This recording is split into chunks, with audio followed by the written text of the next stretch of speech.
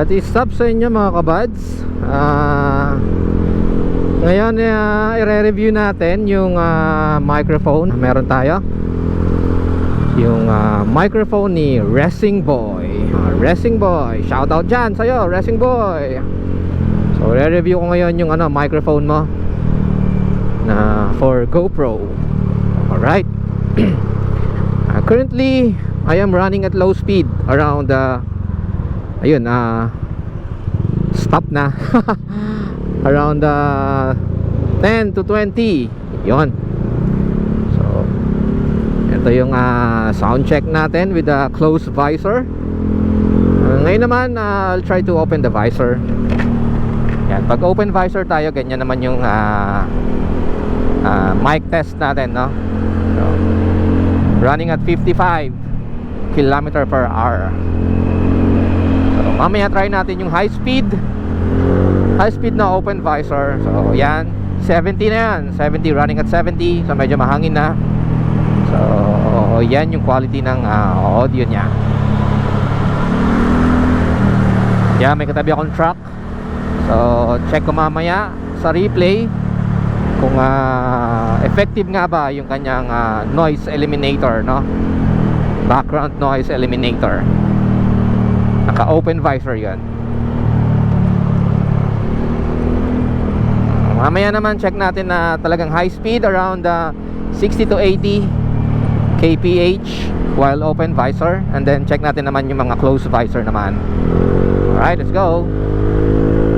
So yan, open visor pa rin yan, mahangin na siya. Dito makakapag test tayo ng medyo mabilis-bilis while on open visor. So, let's go.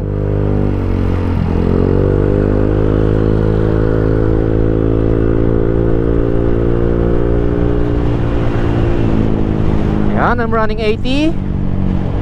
Check na lang natin kung ano yung kanyang audio quality. Yan. Alright. This time naman check natin yung audio while on closed visor naman tayo, no? So close. Alright, naka-close na tayo. Running at 40 to 50 kph. So mic test. This time around I'm running around 70 to 80.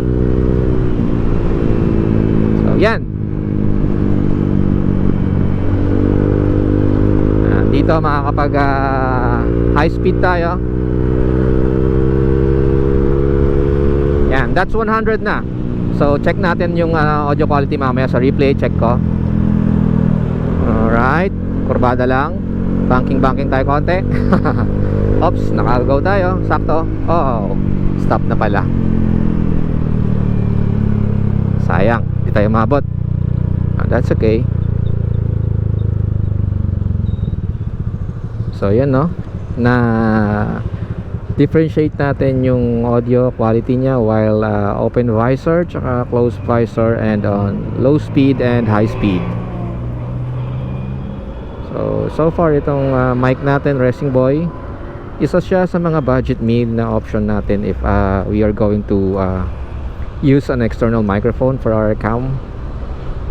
And yung mga counterpart nya ay medyo higher price compared to Racing Boy, no?